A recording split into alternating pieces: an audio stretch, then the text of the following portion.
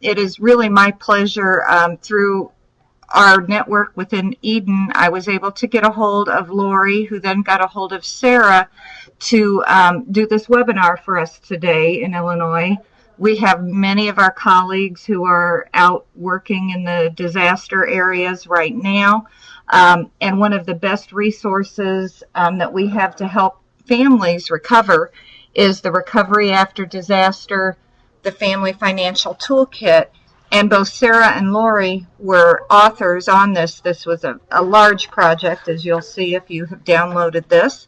But I'm going to turn it over to them and have them go ahead and start walking us through. And we do have, Lori Schammer from North Dakota State University and Sarah Kroymans from University of Minnesota. So ladies, take it away. Thank you, Carrie. We are so pleased to be with you today, and just our hearts and thoughts go out to your state as you are recovering from the disaster, and I understand you have some snow as well, so lots of challenges as well.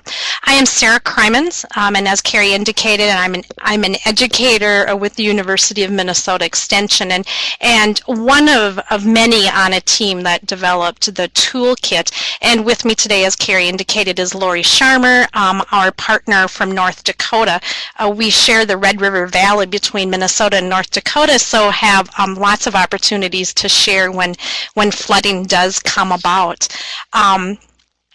In this webinar, we will be reviewing the toolkit and a few other resources, and we will provide some time at the end for conversation on how to use the toolkit. So we'll be doing some brainstorming with you about with whom you might share it with, how, when, where, those sorts of things. So we're hoping to have some good discussion at the end there as well.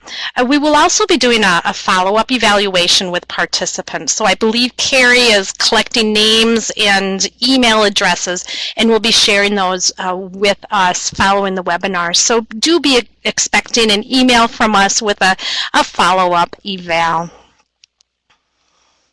All right, so we are going to jump right into the toolkit, and hopefully most of you have had an opportunity to go to the website and take a look at it and download it. But we're going to give you a real quick overview of what is all involved. And you can see the graphic on the front is 4 puzzle pieces being put together, and disaster recovery indeed is like putting a picture puzzle together. Sometimes it can be very difficult and very challenging, and sometimes, like when we put a puzzle together, we need to step away from the puzzle and come back to it after we've had a bit of a breather. And so the puzzle analogy has been used throughout the design of the toolkit. So the Toolkit Story. Minnesota had an opportunity to do a research project with survivors in southeast Minnesota 2 years after they had a flood. And we really wanted to talk with disaster survivors before we jumped into creating something, because as you know, our mission in Minnesota, or in Extension, is to meet community needs. And so we needed to collect information on what was needed. And so in addition to interviewing survivors 2 years after the flood, we obviously reviewed existing financial recovery guides. There were focus groups with recovery professionals. We were fortunate enough to get a special needs grant from NIFA to develop that. We had the toolkit reality checked by some case managers as well, and we have had the opportunity to pilot the toolkit after a flood event in the North Dakota area. So a lot of thought and time and process was put into developing the toolkit. The toolkit is usable. You can download the entire kit, or you can just select which units are needed. And that was done intentionally because disaster recovery can be very challenging. Consumable, so the tools can be printed out and used in paper and pen, or it can be fillable. You can use it online and fill in the documents or the tools and then save that to your computer. It is also customizable. So the last unit really focuses on resources, and so states can customize that. And I believe Trish Olson, who is on the St. Paul campus here in Minnesota, shared that, I don't know if she talked with you, Carrie, but she had indicated to me that she talked with someone from Illinois on possibly customizing it. So we can pursue that more if needed. It is also accessible, so it's available 24/7 online. All right, so making informed, mindful decisions is really very important. And as you can see from this quote, folks are making decisions during the recovery process that are going to impact or affect the rest of their lives. And so this was a quote from one of the survivors that we had an opportunity to talk with. As I indicated, there are 9 units, and we are going to walk you through those quickly here. But before we do that, if I am able to pull down a quick poll, and we'll see if this works for folks, you should be seeing on your screen what is your program area. And if you can indicate, we'll see if this works. I'm a novice at setting these up. And I understand we've got some other community partners, so we'll put you in that other category. All right, so it looks like we've got pretty much across the board, not so many youth development people. Thank you for sharing that with us. All right, and then we're going to do one more poll here, and we're going to find out what kind of experience you've had working with disasters. Oh wow, someone's worked with quite a few disasters, so they're indicating that higher amount. Okay, well this is good to know, and hopefully we'll be sharing many resources today that will be helpful. And we're going to minimize that one as well. Great, thank you for sharing those quick items with us. All right, and I am going to pass it off to Lori, who is going to walk us through the next several units of the toolkit.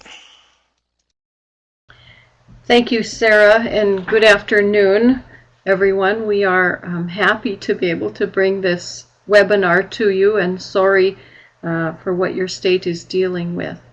We're going to kind of take a quick walk through a few of the units just to get you familiar with what is in them.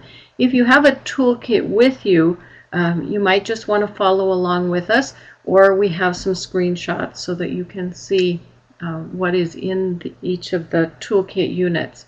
We start in Unit 2 and 3 with talking about some of the key strategies for financial recovery. There are some things that through research and talking with those who have been through a disaster, we've found strategies that have been very helpful. And so we want to use their experience as we help others that deal with a disaster. As a part of the toolkit, we have a number of tools that we want survivors to use in their recovery. And as Sarah told you, the workbook or the toolkit is meant to be consumable. It's meant to be used. It's not something just to read, but it's actually going to be a useful item. This picture here is of a gentleman in the Minot area who had his house flooded. And you can see his toolkit is held together with rubber bands, and it was stuffed full of all kinds of papers and receipts. And he told me, this is my office. This binder is everything I have to deal with the flood. So that certainly was our intent when we put the toolkit together. So we're going to talk about a few tools and show you some screenshots about documenting and to-do lists, contact lists, and a calendar. We'll start with the first one being documenting. And you will hear this again and again, document, document, document. You can't document too much when you're recovering from a disaster. And we have some tools, this paper written, or this form written right into the toolkit for people to record what's happening. Who did they talk to? When did they talk to? What did they say? What actually happened in the disaster? What happened when I returned to the home? Just documenting everything. And we have an example here. Throughout the toolkit, we used the younger family so that we could show an example of each of the tools being used. So this is an example of the youngers documenting some of the important details following their disaster. And again, we use those examples throughout the toolkit to ensure that survivors know or understand how to use some of the tools. We have another quote from a survivor talking about the importance of documenting and reminding us that you won't remember. You think you'll remember, but you won't. It's a very stressful time for survivors, and they won't remember all the things that went on, and so extremely important that they're writing things down and recording them. We also have a to-do list as a part of the toolkit. Here's an example of the younger family, and again, we can't stress enough that this is such an overwhelming time for a family or an individual who's going through a disaster, and they need a recording, even a list of what do I need to do and when do I need to do it and when is it due, and a lot of things are going to be coming at them. Decisions they need to make, people they need to talk with, resources they need to access. So having a to-do list is very helpful. Some people, I realize, are list keepers and some aren't, but in the case of a disaster, I really think everybody needs to become a list keeper to help them navigate through all they will be dealing with. We also have a tool for contacts. Again, they're going to be dealing with a number of different people in a number of different areas, and if they can record who they talk to, what their phone number is, what their email is, maybe a website, who they are and how they came to contact them, that will be very helpful. Again, if they need to contact them later, or maybe it's information that they received from maybe from your office, and it's somebody that they can contact to help them through their recovery process. So again, a very important tool for our survivors to use. Oftentimes, and certainly in the case of a tornado, they have lost everything in their home. You know, they no longer have a desk or a computer or a notebook even. And so this toolkit can be very helpful for them to start bringing together the information and the tools that they need. We also include a calendar, a number of pages of a calendar. A great place for the family or the individual to record what has happened, when it happened, who they talked to, what they need to do, deadlines. It becomes almost a bit of a journal, taking them through their recovery process. Very helpful and can even be a bit therapeutic to record what's happening through the disaster. And help them to organize their thoughts and the process of walking through the recovery. Again, this is an example of the younger family and how they use their calendar, but again, a great tool for families as they work through this. We also have something called the Disaster Recovery Phone app. It was built by North Dakota State University Extension and MyRed Industries. And it's an app for your phone that can help you record what has happened in your home. And you can take pictures, you can use voice, audio descriptions of what you find, and also a text version.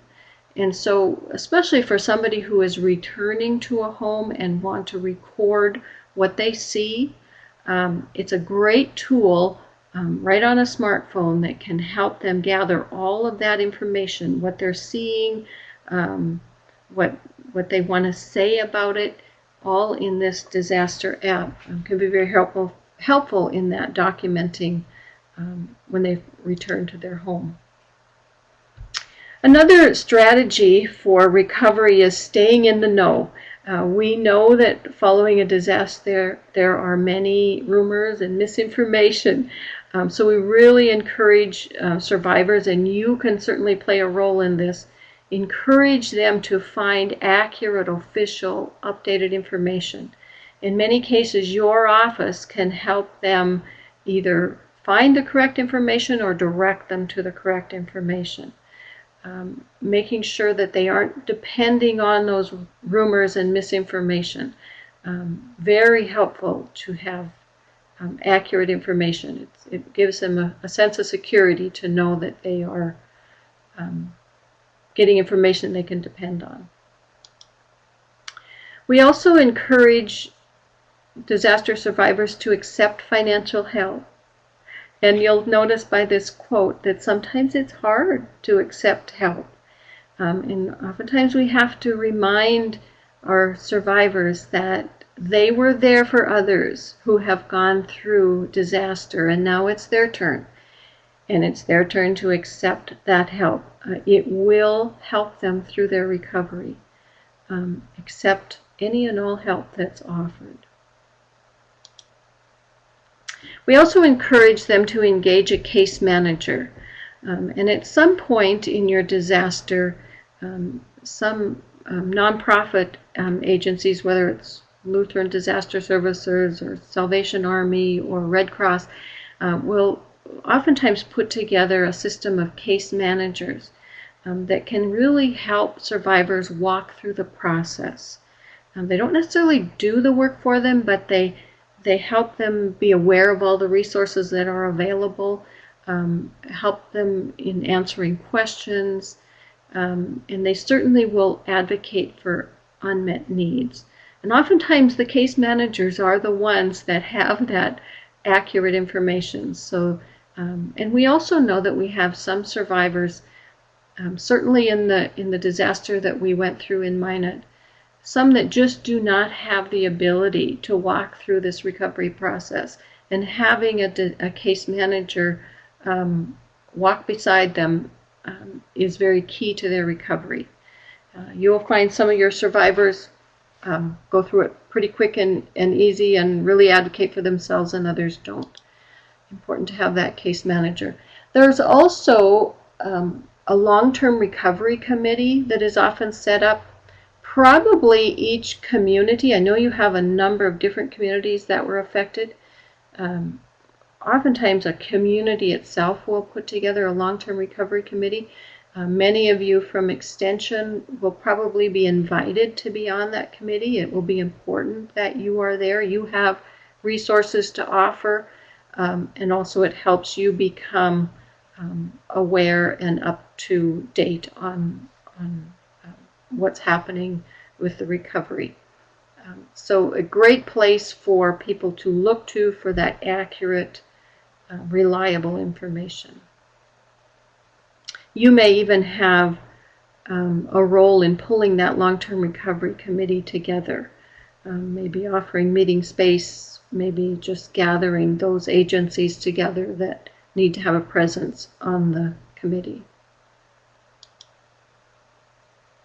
We also encourage our survivors to work with financial professionals.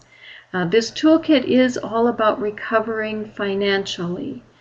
And so, using any and all resources, and certainly those financial professionals will be one, whether it's an extension agent that can help them look at their finances, certainly talking with their banker or their lender, maybe their tax accountant, and a lawyer, whatever professionals, and many times they're right there willing and able to help their survivors. So encouraging them to use that. We also encourage that not only do they accept financial help, but any help that's offered. Tell them, take advantage of that. You probably will have many people coming into your communities offering help, whether it's cleanup, whether it's rebuilding, whatever it is. Encourage people to accept that help. It really does help in the recovery process. And there will be some coordination of those volunteers, and your offices may want to get involved some in that. Here's a quote from one of our survivors about, these volunteers, they just have a need to help, and the survivors really need to accept that help and help them along on their recovery. We also have a tool that survivors can use, kind of a way to put together a list of what needs to be done. And so if that person comes and says, what can I do to help you? You have a list. You have say, well, here are some things that need to be done. Some of them might be small, some of them might be big, but it just,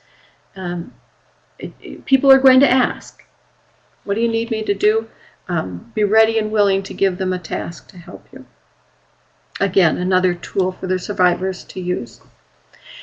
And this is just a slide to make comment that there will be those that are affected, maybe have a small business or are involved in agriculture. The toolkit itself really focuses on individual and family financial recovery, but we also know that other entities need recovery too, and so we just wanted to remind you, of course, that there is a USDA and Farm Service Agency that helps with agricultural disasters. Small Business Administration can be very helpful also with small business disaster recovery. We also put a piece in the toolkit about resiliency, bouncing back and adapting. There are some things that really help with that being resilient following a disaster. And we use the acronym FACTS to show some tools that can be used to foster that resiliency. Fostering hope, and you can really help with this. In all that you're communicating, communicate hope. Just a word or two of encouragement. Those hopeful languages or those hopeful words can be extremely helpful in the recovery process and the resiliency. Always looking to the future with hope. And then act with purpose. Even in a very overwhelming time, encouraging our survivors to set some goals, and even if it's just one thing that they can complete today or look forward to, very helpful in their recovery. Reminding them to connect with others, maintain those relationships. A disaster is very hard on family and relationships, and we need to maintain them. They will help us in the recovery to maintain those relationships. Encouraging them also to take care of themselves. They still need rest. They still need good nourishment. They still need that communication with others, taking care of themselves. Recovery is a long-term, takes a long time to recover. Take care of themselves throughout that process, and then search for meaning. And I believe we had a quote by one of the survivors that talked about how she just learned some things from herself following that disaster, and how she realized she could handle more than she expected.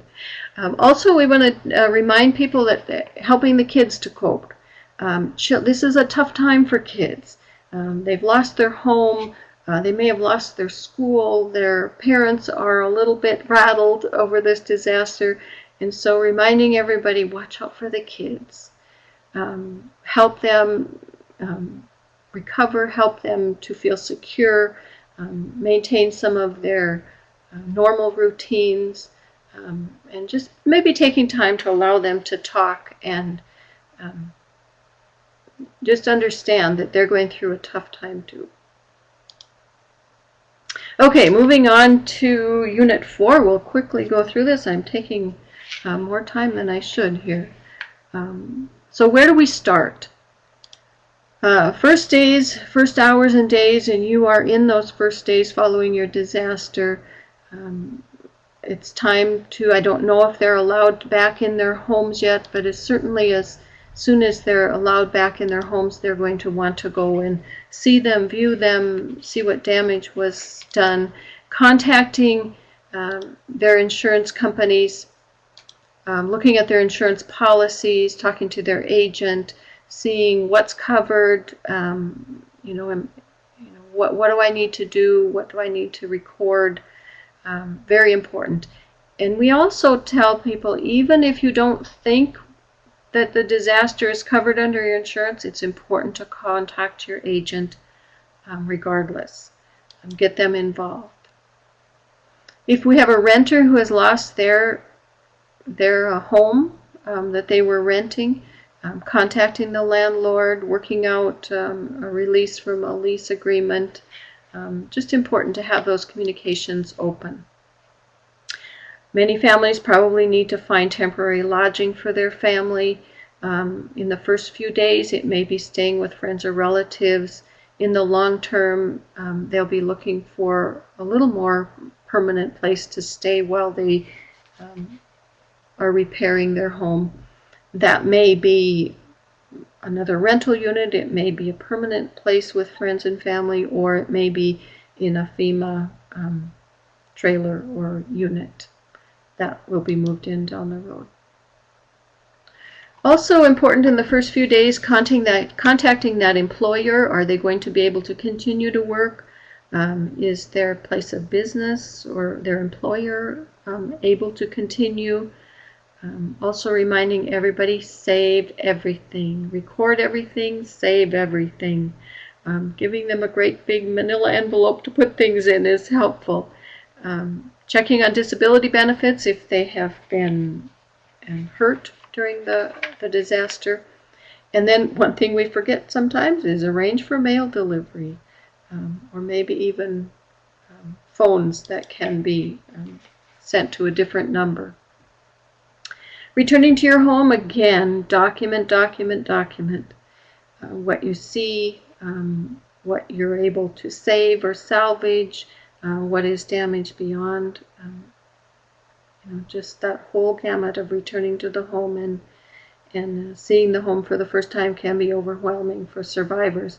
But to give them the tools that they can use as they walk through that first visit can be very helpful.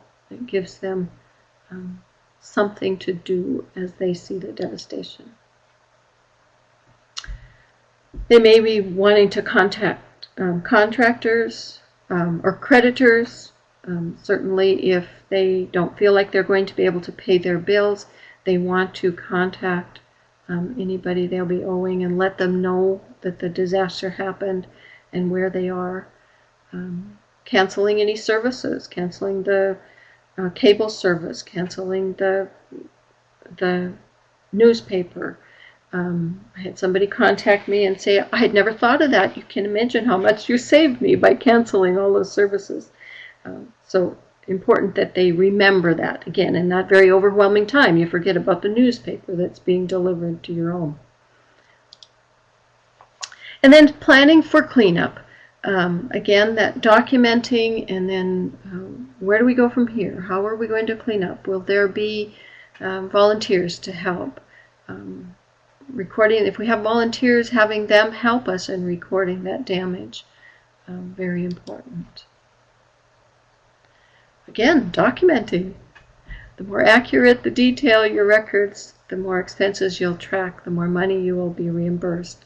Whether that reimbursement is going to come from insurance or through a tax credit or even assistance through the government. all of those details will be very important in the future. We also put in a tool for documenting lost and damaged property. Again, just a place for them to write down what was damaged, and all the information about that. The manufacturer, the model, the serial number. A damaged TV, you might still be able to get the serial number off of it, how old it was. Some of this information they will know and some they may not.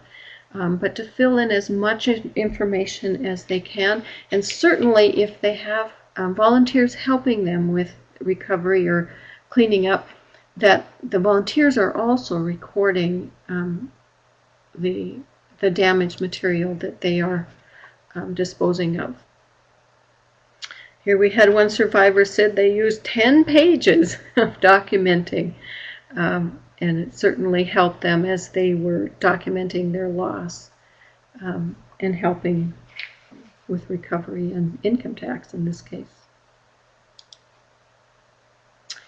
We also have a replacement of important papers, and certainly in the case of a tornado where a house may be totally damaged, there might be considerable loss of important papers.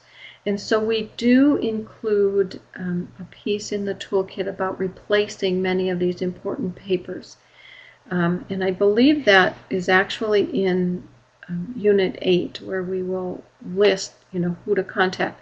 Now, some of these will go across state lines. Some of them will need to be state specific. So this may be an area where your extension service would like to customize the page on replacing important papers and making sure that they have local state contacts when they're replacing these papers.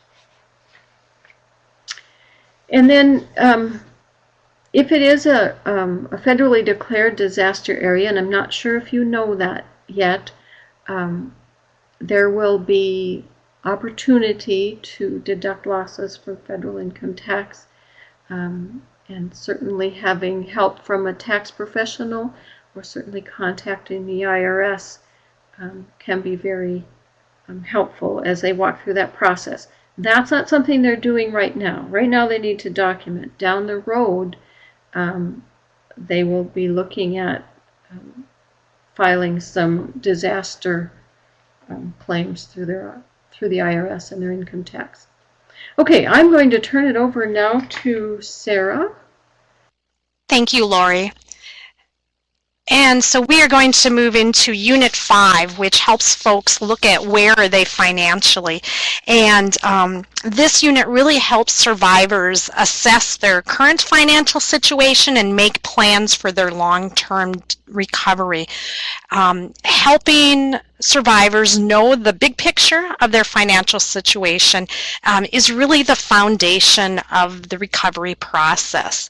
And as you can see from this quote, it is stressful, it is difficult, and so if there's any way we can help folks with tools and help guide them, and as Lori indicated earlier, instill some of that hope that there may be a light at the end of the tunnel, and I truly believe that there is, but helping folks move forward with that.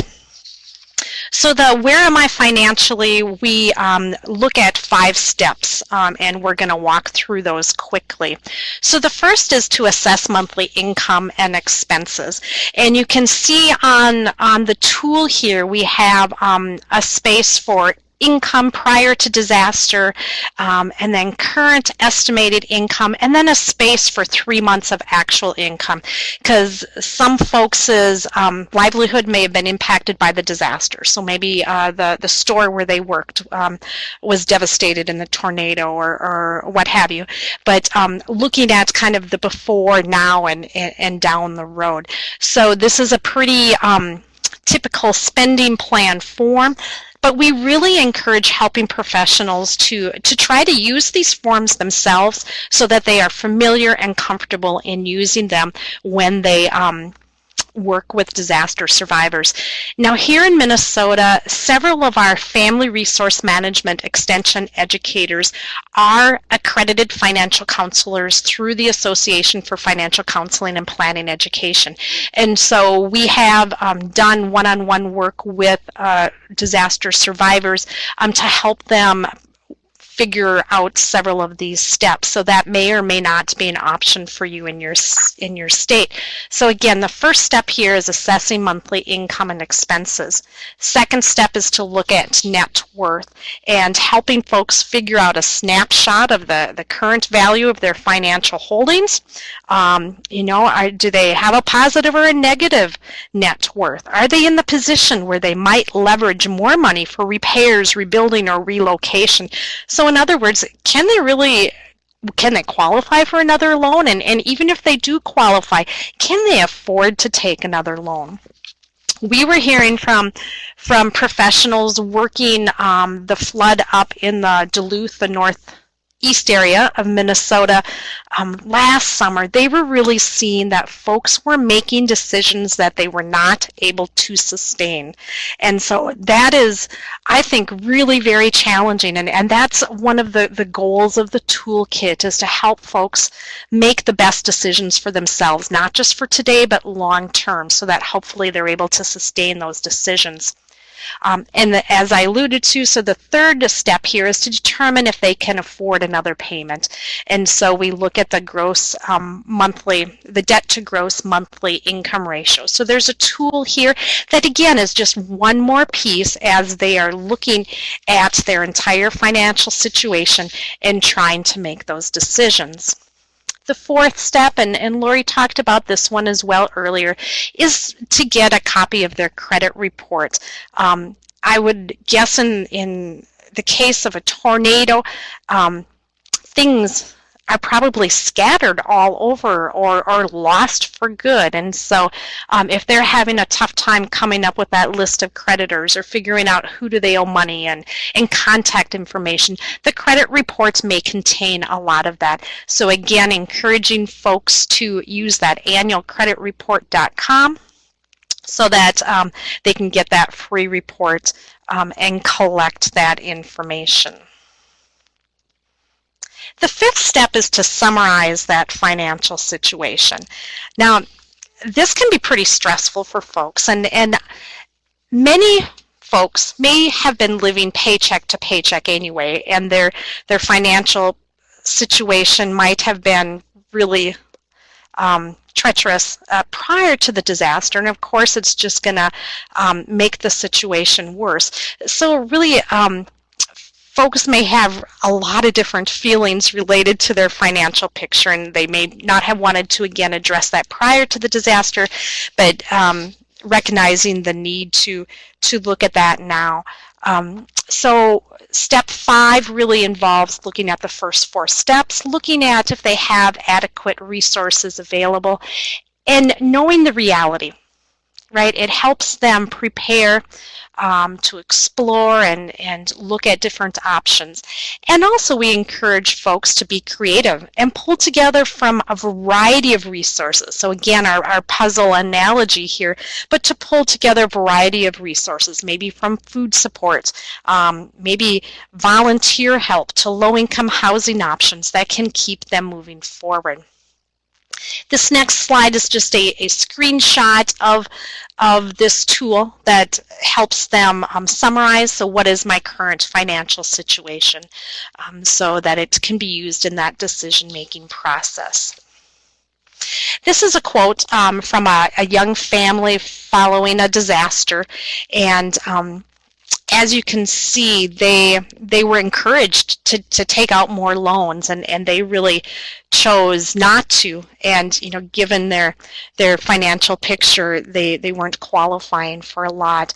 But again, we hope that people are able to really think through the decision-making process and make sustainable decisions that are right for them.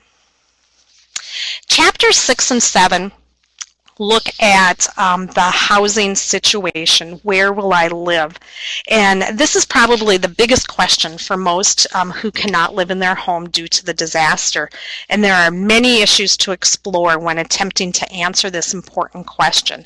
And so these units really walk folks through the process of deciding where to live. And so let's look at that. Again, we have a list of questions that are walked through.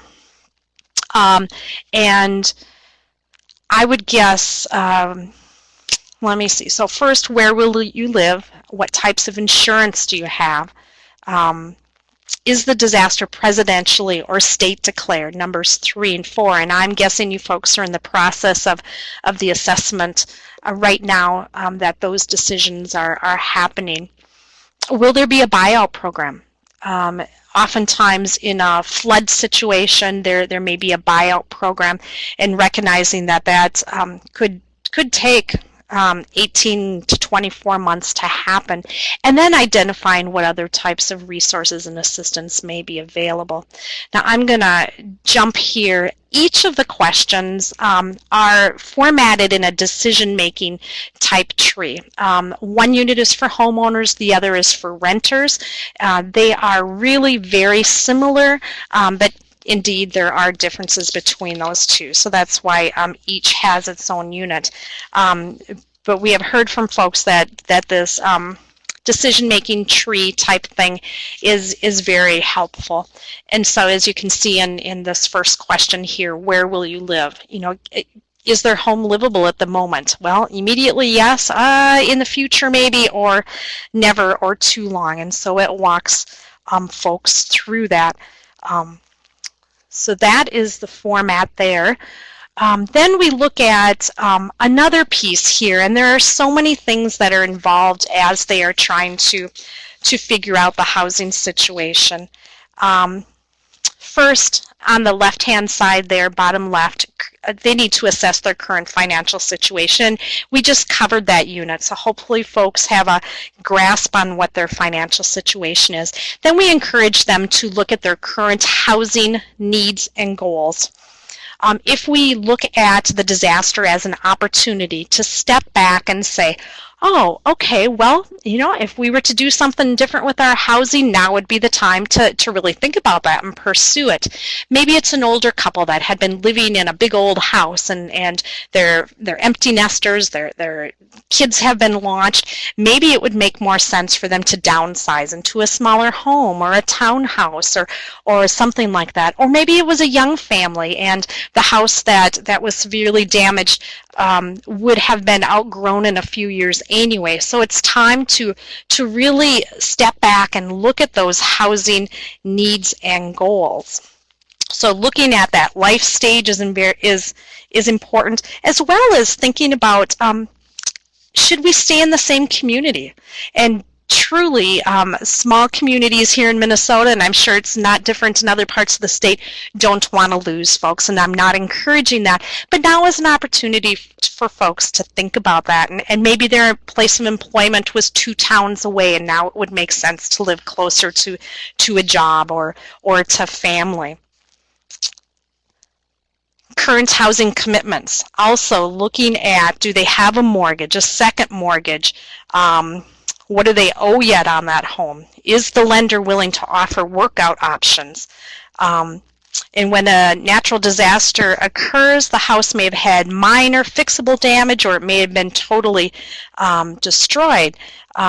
And so complicating matters, you may have to cover, or survivors may have to cover both a mortgage payment in addition to rent payments for current living situations.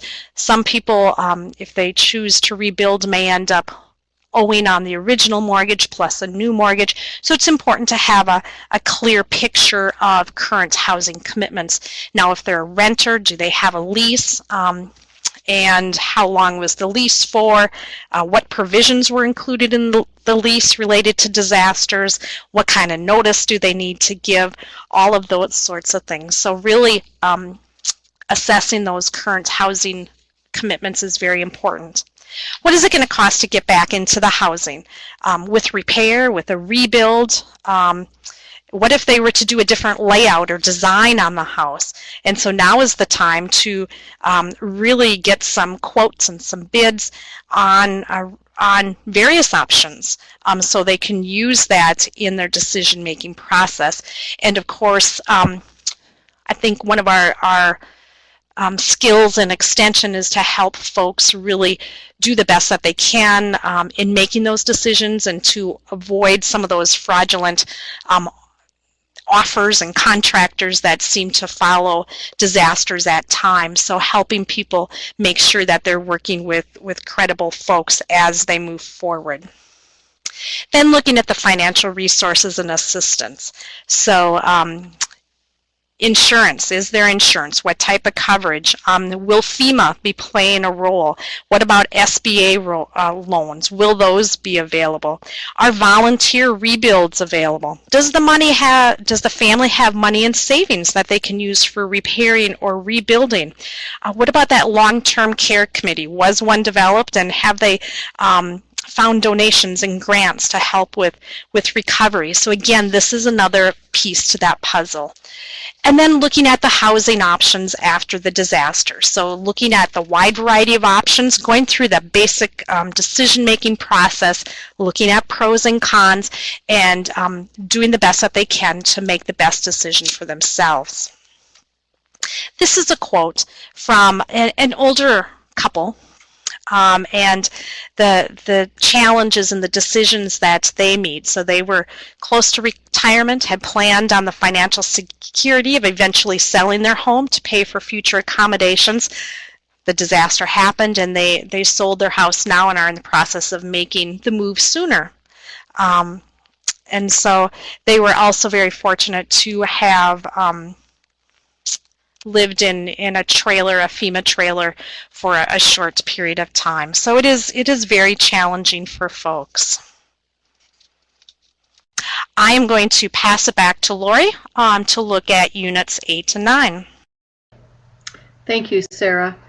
We finish up the toolkit with looking at the new normal and some of the resources that are available. We do know from disaster survivors that this is a very pivotal time in their lives. It has an incredible impact on them, and all of the things that they are hit with now. Find after the disaster, what do I do? The decisions to make, feeling overwhelmed, all of that plays a role. And as they recover and as they are resilient, they come to a new normal. We also know that the new normal, and I somehow missed something here. Okay, well, on this slide showed a piece where many survivors will tell us that there was always the before the disaster and the after the disaster. The disaster is just kind of a timeline that they always look before and after. But the recovery happens over time. It takes a while, and certainly encourage your survivors to know that sometimes recovery is a long process, but it happens. Life will never be the same again, but life can be good again. There will be a new normal, and it will be okay. And they need that encouragement. They need that hope at this point. We have a couple of survivor quotes here telling us that it'll never be the same again, but it'll be okay. And the family is strong, and they are proud of what they survived, and proud of the fact that they have recovered something that was so tough. So encourage them on that, looking at hope. Then we have some recovery resources, and then in the back of the toolkit, in Unit 9, we do have a number of resources that are available for disaster survivors. And you can customize those. You'll have some resources that are local, some that are state, and then some that are national. And it sounds like there's maybe even some work already begun on customizing that for Illinois. We do have a number of extension resources. Extension plays a very key role in recovering after a disaster on the local level. We are looked to as reliable and credible and members of the community. And so I know you're working hard at this point, but know that it's what you're doing is very much appreciated. We also have resources available to us as Extension staff through Eden, the Extension Disaster Education Network. And if you haven't been to their site yet, they just have incredible resources that have been posted there from all across the country. And you will find resources that then you can use to help your survivors and help your area. We also have eExtension that works in partnership with Eden and provides a number of resources on their website. Some of Eden are available to just Extension staff, and some are available to the public through eExtension. You may want to search those. And then we just mentioned again the disaster recovery phone app that can be very helpful. Many people leave their destroyed home with just their smartphone, and so that can be a helpful tool. The resources that may be available to you will be varied depending on the disaster and depending on the area, and certainly you can have a role in making a list of those and making sure your survivors are aware of the resources that are available, and working with your long-term recovery committees. These are just some list of resources that you may consider in your disaster, looking for each one of these entities or groups that may have something to offer to your disaster survivors. And now we're going to finish up the webinar with a discussion between Sarah and I.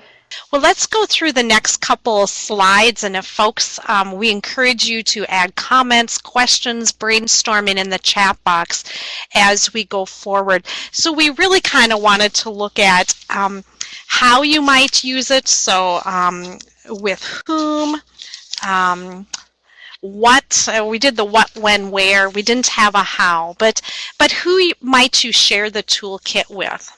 So obviously survivors are a good group to share it with, but also your outreach might be greater if you work with a variety of professionals. So if there might be an opportunity to get with them, do a quick overview, point out some pieces. The media would be another great group to get out. I had put in the chat box as Lori was talking when she was talking about helping children cope. There's great article text or script there, or a radio program, or just getting the word out about the toolkit is a great idea. You know, one thing I would add, when we had our disaster up in Minot, it was a struggle on knowing how do we get this toolkit out to the survivors. Do we put it in the printed form? Do we provide them with the link? Do we print off specific units? And I don't know that I know the right answer for that. We did raise some funds to have the toolkit printed and put into binders and hand out. But I can tell you that was a very time-consuming process. So I guess I'd love to hear feedback from you, how you think it's best to get the toolkit into the hands of survivors.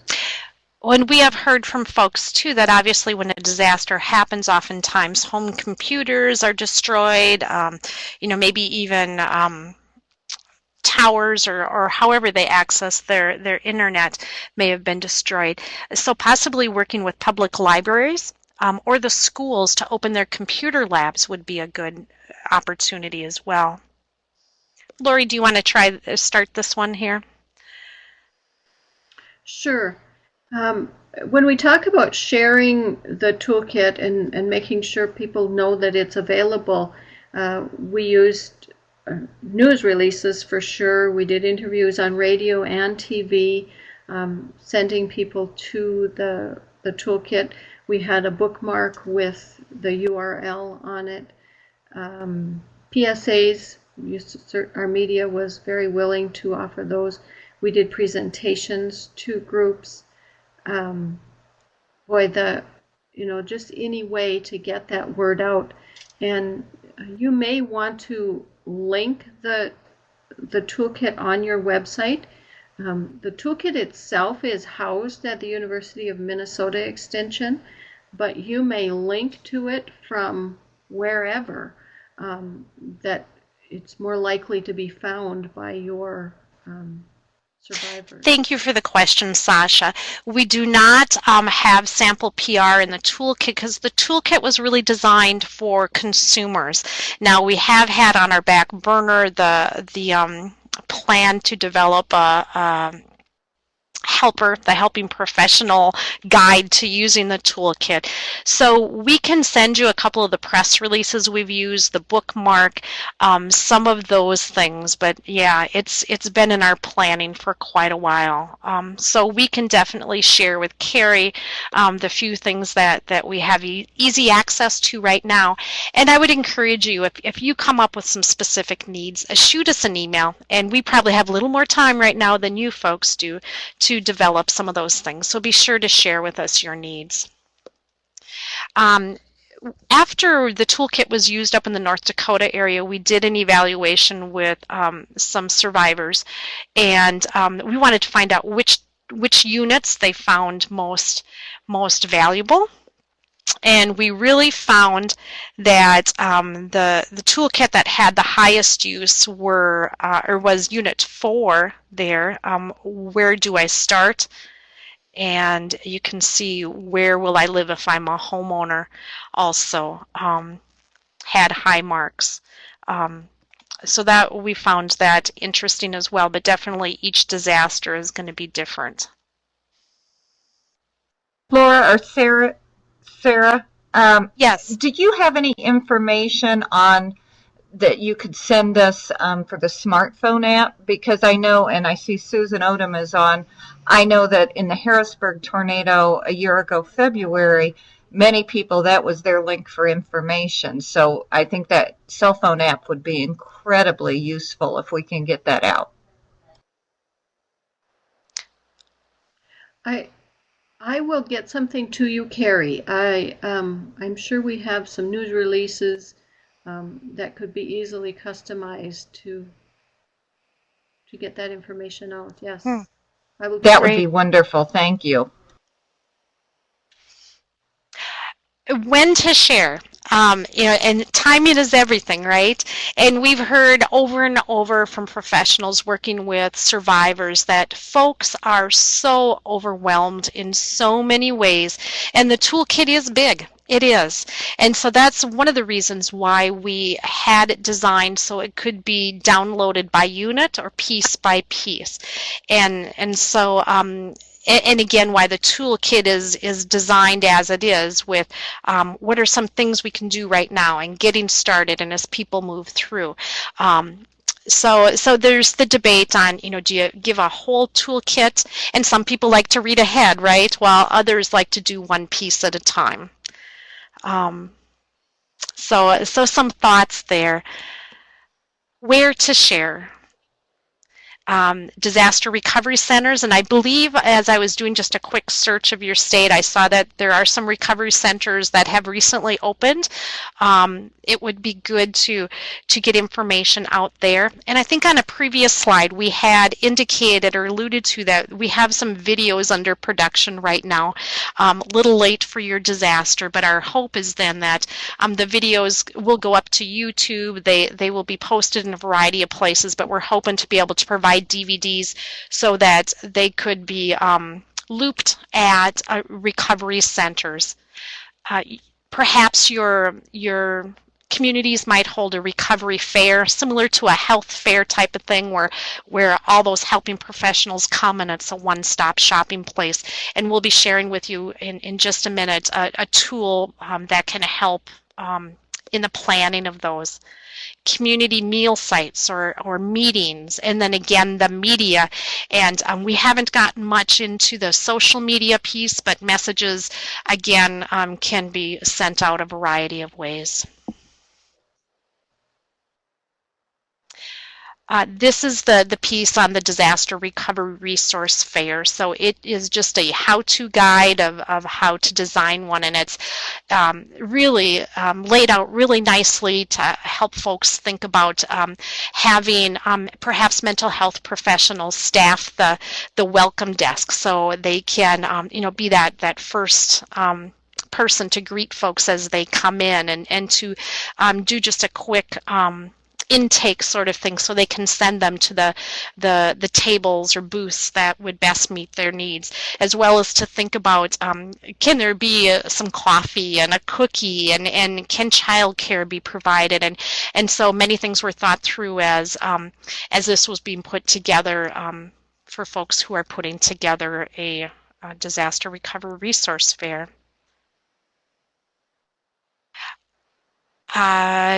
Deanna, yes, we can send you a copy of these slides for your reference. We will definitely do that. We'll send that to Carrie.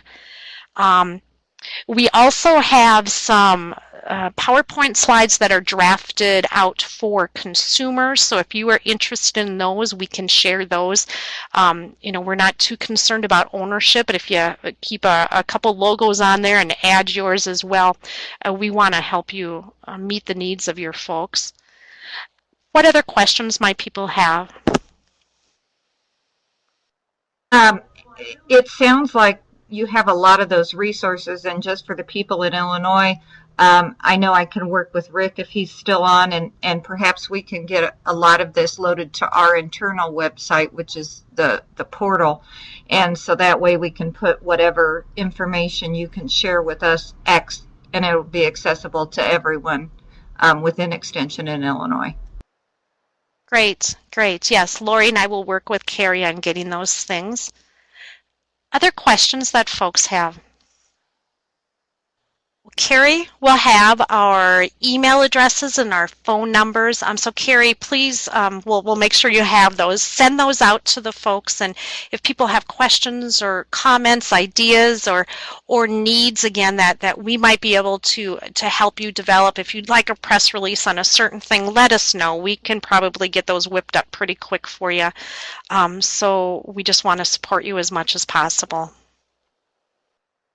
I will certainly make sure we get everything out. It may be tomorrow morning, as we know I'm having technical difficulties not being at my own office this afternoon. But I certainly want to, on behalf of everyone that participated this afternoon, to thank you, Lori, and thank you, Sarah. This is fabulous information, and I know not only in this disaster, but in all those disasters that we know, unfortunately, we're all going to face down the road, that this will be very useful information. So thank you very much, and I will get you the emails of everyone tomorrow, and hopefully we can get something posted so that all this material is available throughout the state through our portal. Thank you, and best wishes to all of you. Thank you, Carrie, for inviting us. We are thinking about you. We know that what you're going through is tough, so take care. Take care of you, too. Thank you, and I appreciate on such short notice you guys being willing to do this for us, and it just reaffirms that Extension is one family throughout the country, and we're all here to help everyone. So thank you much, and we'll get everything out to everybody as soon as possible.